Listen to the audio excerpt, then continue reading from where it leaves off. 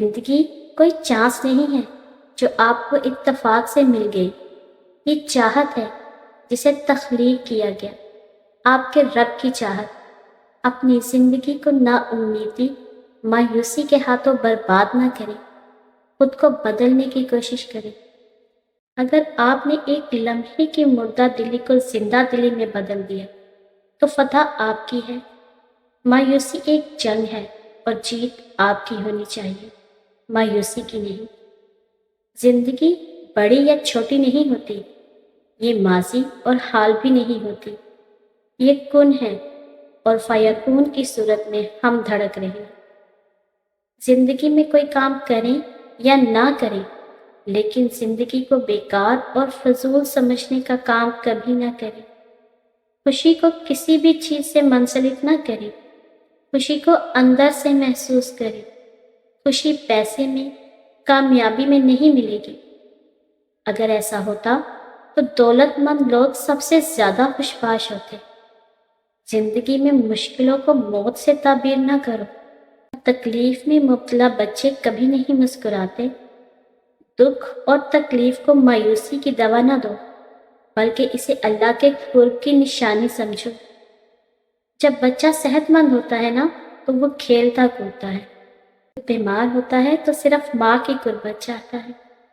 زندہ رہنے کے لیے کوئی بھی دن اچھا نہیں ہوتا، زندہ رہنے کے لیے ہر دن کو اچھا بنانا پڑتا ہے۔ دنیا میں گھومے پھریں، ان لوگوں کو دیکھیں جو آپ کے آس پاس ہیں۔ کوئی بھی پرفیکٹ لائف نہیں گزار رہا، ہر کوئی کسی نہ کسی تکلیف، پریشانی یا دکھ سے گزر رہا ہے۔ سقراط کا کہنا ہے کہ اگر سب انسانوں کی بدقسمتی کا ایک جگہ ڈھیر لگا دیا جائے تب بھی ہر انسان اپنی اپنی بدقسمتی ہی واپس لینا چاہے، اور یہ سچ ہے کیونکہ یہی حقیقت ہے۔ ہم کتنے بھی پریشان ہوں، ہم سے زیادہ پریشان لوگ دنیا میں ہیں۔ اس لیے اگر خوش ہونے کے لیے انتظار کریں گے تو انتظار ہی کرتے رہ جائیں گے۔ اس لیے آج ہی خوش ہو جاؤ، اس زندگی کو خوشی کے ساتھ جینا سیکھو۔ یہ زندگی اللہ کی بہت بڑی نعمت ہے۔ تمہیں لگتا ہے زندگی بس وہی تک ہے جس کو تم چاہو وہ تمہیں مل جائے، اور جو نہ ملے تو زندگی ختم؟ یہ زندگی تو نہیں تھی، یہ تو محض اللہ کی طرف سے تمہیں آزمایا گیا تھا، اور دیکھو تم جیت گئے۔ یاد ہے تمہیں وہ سچ تھا جب تم نے رو رو کر اپنی محبت کو مانگا تھا؟ کبھی تم دعا میں ہاتھ اٹھاتے تو اللہ کے سامنے اپنے آنسوؤں کو چھپا لیتے، تو کبھی ذرا سی بات پر ٹوٹ کر بکھر جاتے، کبھی تھک ہار کر سجدوں میں گر جاتے، کبھی صبر کے لیے دعائیں مانگتے۔ دیکھو تمہیں کہیں نہ کہیں وہ سب مل گیا جو تم چاہتی تھی۔ اللہ مل گیا نا، اللہ کی محبت مل گئی، وہ سب کچھ جو تم دعاؤں میں اللہ سے مانگتے تھے۔ ان دعاؤں کے بدلے اللہ نے تمہیں کتنی بہترین چیزوں سے نواز دیا، اور وہ چیز خود اللہ کی محبت ہے۔ وہ سجدہ جو ہم کسی اور کے لیے کرتے تھے، اللہ نے اس سجدے سے ہمیں اپنا بنا لیا۔ ہمیں صبر مل گیا، ان تنہا راتوں کے بدلے بہائے گئے آنسوؤں کا صلہ مل گیا۔ تہجد کے سجدے میں رو رو کر اس نے تمہیں سکون دے دیا۔ ہاں، پر تمہیں اللہ نے وہ محبت نہیں دی کیونکہ وہ تمہارے لیے بہتر نہیں تھی۔ اس نے تمہیں اتنی پیاری چیزوں سے نواز دیا جو شاید تم نے کبھی گمان بھی نہیں کیا تھا۔ جو جا چکا ہے اس کے پیچھے مت بھاگو، اس کے پیچھے بھاگنا کیسا؟ جس نے سمجھا ہی نہیں تمہیں، پھر اس کے لیے تہجد میں آنسو بہانا کیسا؟ کچھ مل جاتا ہے اور کچھ کھو جاتا ہے، کچھ مل جاتا ہے اور کچھ کھو جاتا ہے، یہی زندگی ہے۔ یقین ہے خدا سے زیادہ محبت، خدا سے زیادہ پیار تمہیں کسی نے نہیں دیا، پر اس پہ خدا کو الزام ٹھہرانا کیسا؟ تمہیں پتہ تھا اس سفر میں پاؤں نہیں اکثر دل تھک جایا کرتے، اور محبت کی راہ میں اکثر دل ٹوٹ جایا کرتے ہیں، کیے گئے وعدوں میں اکثر دل بہک جایا کرتے ہیں، تو پھر ان سب سے خدا سے شکوہ کیسا؟ سنبھل جاؤ، ٹھہر جاؤ، آہستہ آہستہ کر کے خدا تمہارے ہر زخم بھر دے گا، اور وہاں سے تمہارے لیے راستے نکالے گا جہاں سے تم نے کبھی سوچا بھی نہیں ہوگا۔ وہ تمہیں ایسے سمیٹے گا کہ جیسے کوئی غم تمہارے قریب آیا ہی نہ ہو۔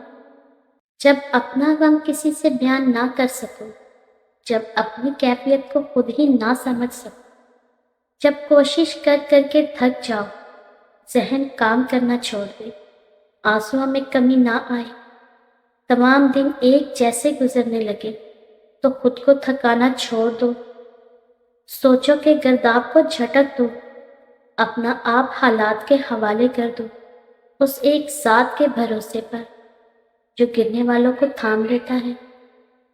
وہ اتنا رحیم ہے کہ اس پر بھروسہ کرنے والے کبھی تنہا نہیں رہتے۔